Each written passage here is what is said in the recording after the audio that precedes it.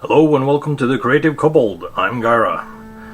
Today we are taking a look at the Critical Role Monsters of Wildemount 1 set of pre-painted minis from Wizkids. This was a Christmas gift I got from my partner, and I've been wanting this set for quite a while. The largest mini in the set particularly. Although the others are quite cool as well. So, let's take a look at these.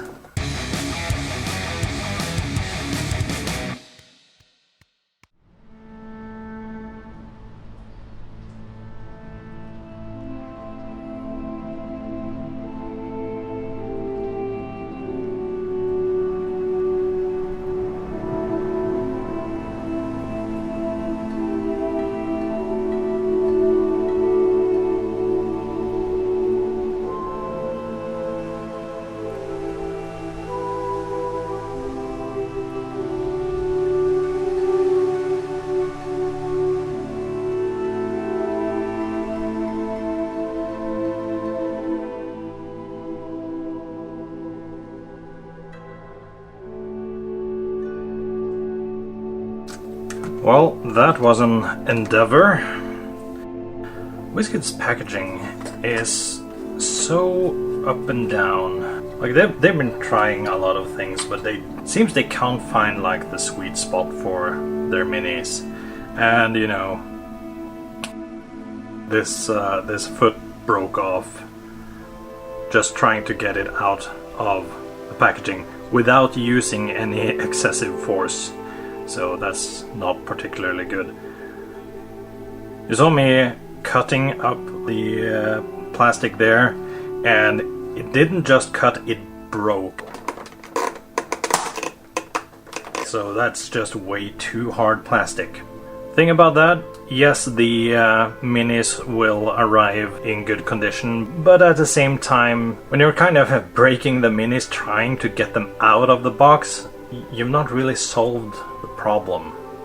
So anyway, minor inconvenience. I can simply glue this, that's not a problem. But let's get through these. I'm gonna have some close-ups of each one of these. First one we got is a Husk Zombie. This is a just a very regular zombie looking guy, but he's got what looks like very large claws on his fingers and looks very ravenous, not as shambling as zombies usually tend to be. That's a fun little mini. Then we have the Core Spawn Emissary, and this is an almost humanoid insectoid creature with wings and 4 arms and 2 legs and a tail. Arms and the legs and the head and the tail have spikes on them. So that's a nasty little one.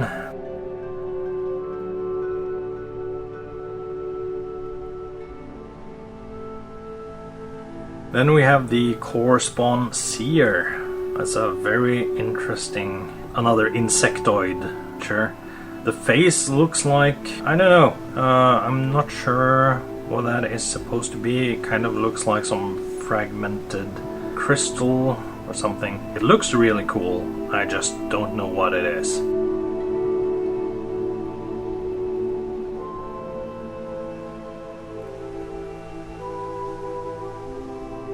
Then there is the Core Spawn Crawler, and it's a nasty little creature. Again, insectoid in nature, got 4 legs with hooks on them, and got a spider-like head. Definitely be fun to use. That's another one I probably like to have more than one of if I'm going to use it.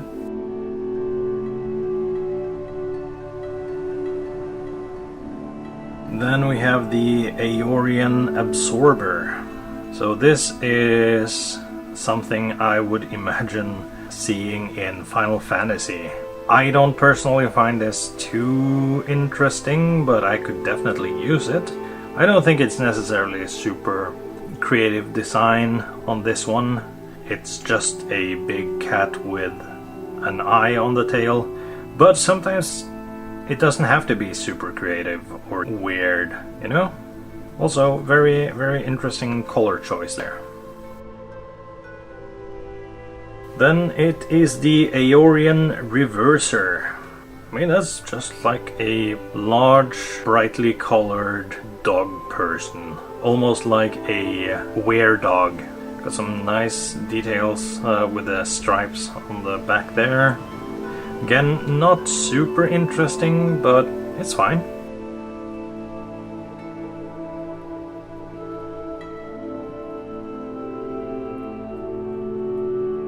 Here's a nasty one. This is the Aorian Nullifier.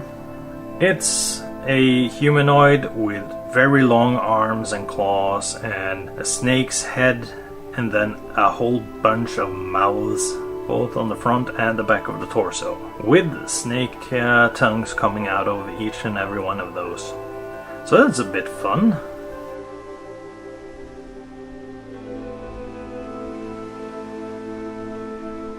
Then we have the one that broke off at the foot there. This is the Shadowghast.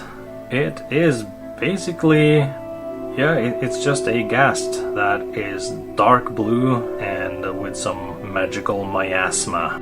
Just a super ghoul with shadow powers, I assume. Which is cool because variations on existing creatures is something I really like, so I'm glad to have that one. Now, finally, for the one that I've been looking to get for quite some time, this is the Nergalid. This is such a cool miniature. It's a large miniature, but it is definitely verging on huge. It's basically a green slot, and that's probably what I'm going to use it as. Could definitely be used for other creatures as well, maybe a Hezro. But I think this looks like a perfect green slot, and I believe they are both large and spellcasters as well. In Critical Role, I believe the Nergalid made an appearance originally in the start of the Mighty Nine campaign. So this one is very, very cool. This is really nicely sculpted. I can just barely see the connection points on the arm there.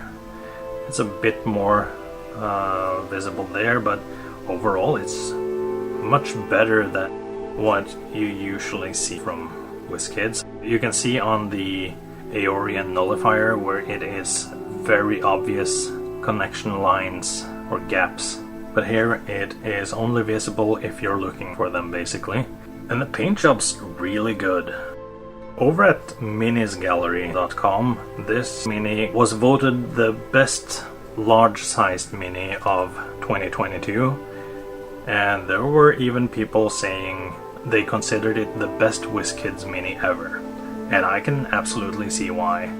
It's a really, really good miniature, and well painted, really well painted for pre-painted mini. I am super happy to finally have this. The spell effect is well done as well. So yeah, that is the Monsters of Wildemount Set 1. And it's probably the only one I would get personally. I think if you're running a Wildemount game, or you're just using the creatures from there, definitely get the rest of them. I do think Wizkids prices are way too high, but depending on how important paint and sculpt quality is to you, this might be worth just for this guy alone. So yeah, that was my look at this set. I hope you enjoyed this little video. Like, comment, subscribe, all that good stuff, and I'll see you in the next one.